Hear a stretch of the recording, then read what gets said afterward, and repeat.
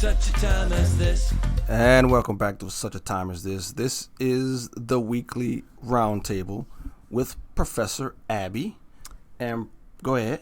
Oh, I was just going to say good evening. Good Pastor evening. James and Professor Chris. And Professor Chris. Good evening, good evening.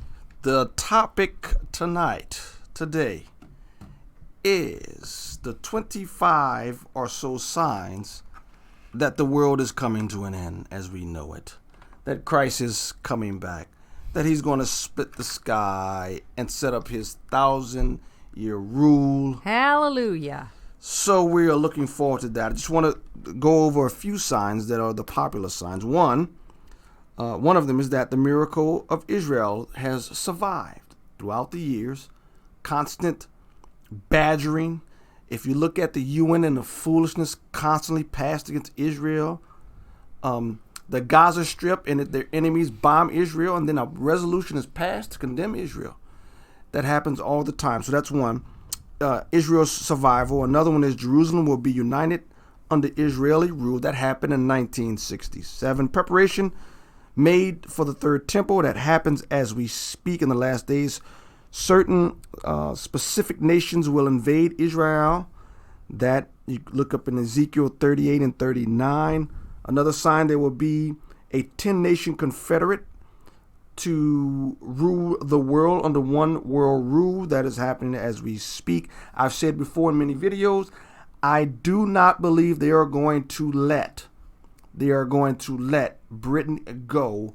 And as you see now, I think just recently, the new Prime Minister Johnson just failed in Parliament again to get some sort of resolution. I've said it before. They will not let him go because the globalists cannot let them go. Well, that 10-nation confederacy, I think, will come from the UK. Another one is there'll be a one-world political and economic system. Globalism, that's already happening as we speak. Another one, the world will desperately look for a leader. I believe that will come when chaos hits, when the economic world that is so integrated today falls. Chaos will ensue, and I think the one world government will rise from there. There will be an exceptional increase in technology. As we know, that happens with the computer and social media, the internet. Here's another one. The organized church will turn away from the faith. Apostasy as a whole, the organized visible church, that's happening as we speak. And we have highlighted that with several videos. That's been lately. about 90% of the website, pointing out the heresy that is happening in the visible church. Also, there will be a rise in false prophets and teachers and false Christ. That's happening. The wicked will not understand the signs of the time. That's happening. And then there's another one. Bible believers will understand what is taking place. And I do believe everyone who studies the scriptures on a regular basis can see that something has definitely changed in the recent days. The things that are being accepted as normal is mind-boggling. It is just mind-boggling. And so we see this is not normal stupidity. I'm sorry. This is not normal problems. I've got to be nice here. So one of the things that was really, I came to understand in the last few days, and I'll kick it over to Abby here, is that Jerusalem will be united under Israeli rule. I thought that happened in 1948. It did not. That was not part of the agreement that brought Israel into existence. It happened in 1967 after the Six-Day War, right? Israel took over the Temple Mount in Jerusalem, and I still don't understand why they did not kick all of the Arabs out of Jerusalem, because I can guarantee you one thing: if it was the other way, they wouldn't have let the Israelis stay.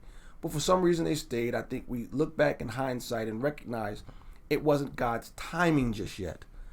But now, if you look at the news, Israel is now starting to be more bold, saying we own the Temple Mount. Recognize it.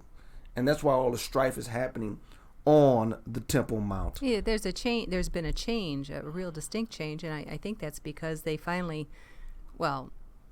probably because they finally feel like they have some support Oh, from the U.S. Yes. You're saying they didn't have any support since Well, 1967? I'm saying the support was pretty shaky. I mean, look at they did move the capital from Tel Aviv. I mean, that was the huge. Embassy. Yes, the embassy. Or the embassy from Tel Aviv Correct. to Jerusalem. Correct. So yeah, that Temple Mount is interesting. Abby, you have another one that you. Yeah, but first of all, I want to say that I mean, there's a lot of kooky stuff out there. Can we just say that? When it comes to prophecy, of course, there is no doubt. On the other hand, the Bible clearly teaches that we are supposed to be watching, and Jesus gave us signs to watch for a reason.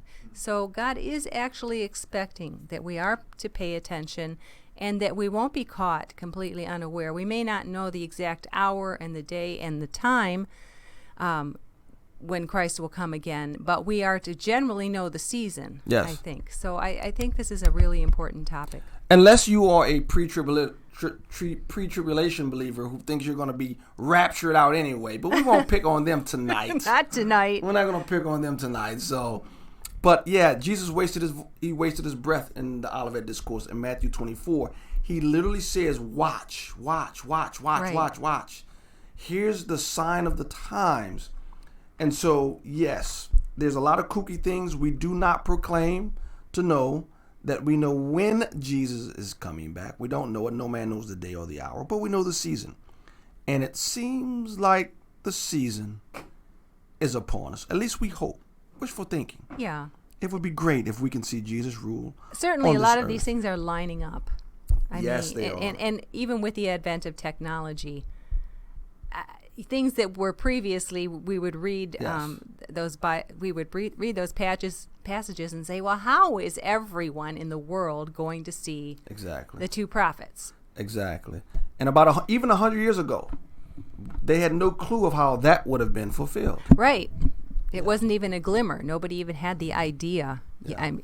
It's incredible. I mean, just the things that have changed technology-wise in the last 20 years. Yeah. I will say there were science fiction writers that did predict fax machines 100 years ago, over 100 years ago. Fax machines, wireless transmission. Nikola Tesla was actually turned out to be the inventor of wireless radio, and one of his inventions was what you would call the predecessor of the drone, the flying drone warfare, that we would see battleships and ships and planes remote control fighting each other.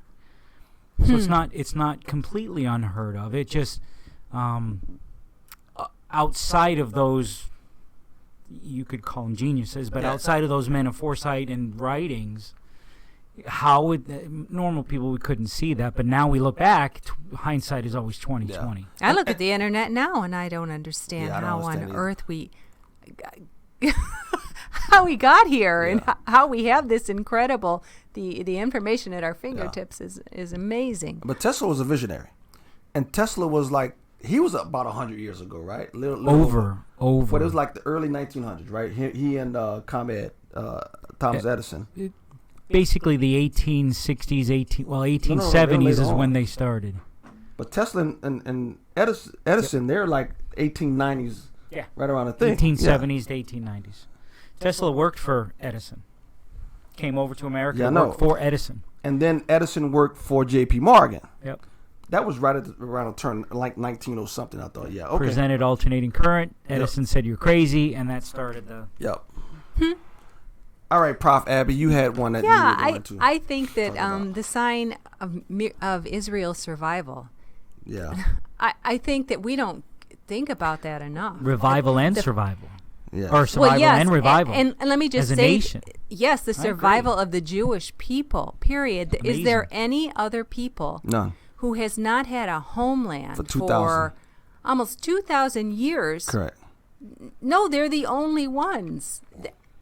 Well, who are lost and now... And dispersed all over the world. Had no homeland, that's it. Yeah. Yes, and still maintained their Jewish identity. Yes. I mean, that is an act of God's preservation if there ever was one. And then to reconstitute them, exactly according to Scripture, I think that is an incredible proof. I do agree with you that. That's always been amazing to me. that the nation of Israel exists 5,000 years, roughly, has existed for 5,000 years, was a nation, not a nation for 2,000 years, now back as a nation, yet the people continue to, the Israeli people, the Jewish people continue that identity for that long. There's a whole bunch of their enemies that don't exist anymore. I thought that was an interesting part of that list as well. And even without all the persecution, the incredible persecution that has taken place over that time, even without that, it would have been a miracle. But underneath all that as well, I mean, you can tell it's still the epicenter. Israel, little teeny tiny Israel. Little patch of dirt they keep fighting over. The size of New Jersey. Why? It makes no sense if it's not the spiritual epicenter of the world. Exactly. It's the devil's focus. And so therefore it's God's chosen people. That's exactly who he will go after. And so there another sign was there will be a 10-nation confederacy that is going to rise, where we're up to 7. It's called the G7, right? It was the G8 until they kicked Russia out. We tried that for a few years. That didn't work. We kicked Russia out. So we're up to the G7. Well, two of them that's going to bring it up to the G9 is Russia and China, right? That'll be G9, and there's going to be one more out there, whether it's India. Was India part of it? No. India. I can't say. No, I don't think so. India or someone else is going to bring it up to the G10, and then you'll have a one world government. One of the things on this line that I don't know, I won't say shocked me, but it just confirmed. One of the biggest things that I liked out of the email leaks of the last presidential election, where Hillary Clinton's email was hacked because it was in her basement instead of where it's supposed to be, but anywhere. She in the email said she envisions a hemispheric government where there are no borders. She sure did. She said it. She's a globalist. And it turns out now that hindsight, we're looking at this, the Bushes are globalists, right? The Clintons are globalists. Obamas are globalists. It looks as if the majority of McCain's are globalists. All the world government leaders are globalists. Yeah, they're globalists. They want one world rule, and us peons that believes in nations, we must be done away with. So that again, for the Bible to depict that long before 2019. It's amazing. It's absolutely amazing. Well, we can't say that isn't a pattern either. I mean, we were talking about Alexander the Great. No, but most of those guys had dreams of one man conquering the world. Well, sure. This is these people want to sit on top. Make no mistake. But the Roman Empire. It's a 10 nation though. Since when have we ever had someone say, "Let's come up with 10 nations to rule the world"? That's never happened before. It was always one man, whether it was Hitler, Napoleon, Alexander the Great. So Caesar. You're saying because it's an oligarchy, then that makes it a little different, or would be. When has that ever happened, though? In history, have you ever got 10 nations to come together, 5 nations, 3 nations to come together, and say we're going to rule the world? No. No. In history, Hitler would have been one man. Person. Yeah, I don't know. Okay, all right. One man. Xerxes. Right? You might be right about that. Yeah. When have they ever gotten together, a group, and said, "Hey, 10 of us are going to take it all"? Now, even in the Bible, out of that 10 will rise a leader, right? And they're going to turn it over to the one. Always. But they're going to get the 10 that's going to lead. And again, I find that absolutely amazing. Absolutely amazing that the Bible can. And again, the Bible doesn't predict. The Bible tells you what's going to happen. There's no prediction when it comes to the Bible. It's not a guess. They're telling you what's going to happen. And it's amazing that they said that one. Any other ones that caught your eye on this the one you've been talking about this for a long time, is the preparations for the third temple. Yes. Ongoing as we speak. As we speak. I mean, they're underneath. I know they've got a tunnel underneath it. They're shoring it up, not for the purposes. No, foundations. They're fixing the foundations. Yeah, they're basically fixing the foundation, which will come in handy. Yeah. when they restart rebuilding it, of course, right? Of course. I like the reaction of, oh yeah, I guess you're right. We could rebuild a temple on top of that. Oh yeah. There, and there's been, I'd call it outskirts of Christian geologists and researchers, and one of them, a gentleman, claims that the nation of Israel found Noah's Ark, or not Noah's Ark, the Ark of the Covenant, and it is in those tunnels. But the government is afraid because of, I can't remember his name, but the one who touched the Ark and was struck dead by God. Uzziah? And Uzzah, thank you. Uzzah. They're afraid of, they don't want to touch it because they'll be struck dead until they're ready. I mean, just all these things start to fall in line. Because now, whether that's true or not, I don't know. But it's interesting that you mentioned the tunnels underneath Israel. They're excavating Underneath the temple. Yeah, right. But there are a lot of things underneath Israel too. A lot of sure. tunnels that they don't. and there's things that we don't know that are in those tunnels. Oh yeah. But the nation of the government knows it. Yeah. There's one more that I want to go touch upon. The world will desperately look for a leader. What would cause the world to look for a leader, if not worldwide desperation? Chaos. And what would cause worldwide chaos? Economic chaos. Economic chaos. Because the history has shown us that's the best way to get people to follow a leader. Yes. When they're hungry, they'll follow the chimpanzee if he's going to feed them. Yep. Napoleon, he came in on a white horse in the economic destruction of France. He did some good, though. He was crazy, but he did some good. Crazy. But so here's what we got going on. We have the world being dependent upon the dollar. The dollar, I just read an article that we're approaching $1 trillion of accumulating debt in this year alone. Alone. So here's the thing. Numbers don't lie. How much more debt can we pile upon this system before it goes kaput? That is the $64 million question, isn't it? Yeah. 64 trillion, maybe. We're not. Just keep going. Exactly.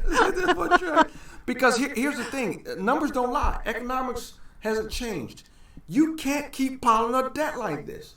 And when you yank the foundation of the dollar, which is the foundation of all currency around, when you yank that out, whole economic systems worldwide are going to scramble. They're going to scramble. And I do believe it's such a brilliant idea from the enemy. Build everything upon one currency and then bankrupt that currency. And then they will be looking worldwide for a leader to stop the hunger pains. They're going to look for it. So it's brilliant. Foolish. Now, some people say, oh, it's just bad accounting. Here's what I have to say. This is my one question I ask everyone, because it's just worldwide. Are you telling me that every economist in every village, in every county, in every state of the United States, in every country, all of a sudden, every economist worldwide, all of a sudden, went crazy and forgot the first rule of economics? You can't spend more than you take in? Do you believe every economist went crazy? No. Yes. No. There are thousands of economists out there who are the School of Chicago, Economic School of Chicago, the Austrian schools. Yes. They know and are telling people and are trying to educate people. This is a house of cards. Mm-hmm. It was I guess in your sense, the ingenious fooling people of Keynesian economics that, we can just borrow our way out. Never happened. So when someone said to him, wait a minute, 100 years from now, your system will destroy the economies, you know what he said? Well, I'll be dead, so I don't care. That should tell you everything really? you need to know about Keynesian economics. Yeah, and you know what? It's not going to take 100 years. It's not going to take 100 years. Well, he's been dead for a while. He came out in the 20s with his ideas. Okay, well, we haven't started piling on his debt till recently, right? I think Reagan kind of started it. But anyway, not supposed to say that. Yeah. But anyway, so, all right. If he piled debt, we'd throw him on there. No? Throw him under the bus, so to speak. He did. I mean, that's the honest truth. Yep. Who? Reagan did. He increased the debt. Absolutely. He didn't start it, but he increased it. How do you say it? He doubled it. But I think he doubled it from $500 billion to $1 trillion or something like that. So, which is child's play nowadays. Compared to what Bush and Obama did. And compared to what Trump is doing. And compared to what Trump is doing. Totally agree. So I think, again, if you look at it, you look at this and say, this can't happen. Folks, it's happening. Worldwide, the debt worldwide is astounding. And you either have to believe that there are a bunch of fools everywhere, which I don't believe, or it is planned. So, hey, call me. You know what? It's by design. It's by design. So you know what I remember this one saying? They say, "Is it a conspiracy if it's true?" So, hey, you tell me. It's not a conspiracy if everybody knows it. Yeah. Oh yeah. You know what? Actually, Rush Limbaugh actually said that. Rush Limbaugh was talking about globalism. He says that people talk about conspiracy when it comes to globalism. Folks, it's not a conspiracy. They're openly telling you they want globalism and they're fighting for it. That's not a conspiracy when people are openly telling you this. And so even people like Rush Limbaugh, who I would not consider a spiritually astute person, he even sees, but he is smart. He is smart in the ways of man. He sees that there is a real effort to push globalism. So we are pushed for time. Prof. Abby, Prof. Chris, any closing words? The question is, what do we do? What do we do to get ready? So maybe we can talk about that. That's another. You should have asked that 10 minutes ago. But that's okay. That is a good question. Chris? Absolutely amazing that when you study the Bible, especially the book of Daniel in relation with Revelation and the other prophets, the Bible doesn't lie. And that is what I'm able to sleep and have peace. Yes. Knowing Amen. that God's word is true. Therefore, when I read the end, I know how it's going to end. Yes. It ends with him coming back, ruling from Jerusalem. He'll remove all of our sin, all of our tears, all of our pain, all of our anguish, and we will rule with him and live with him forever. And thank you for another round table and for such a time as this. Thank you and God bless.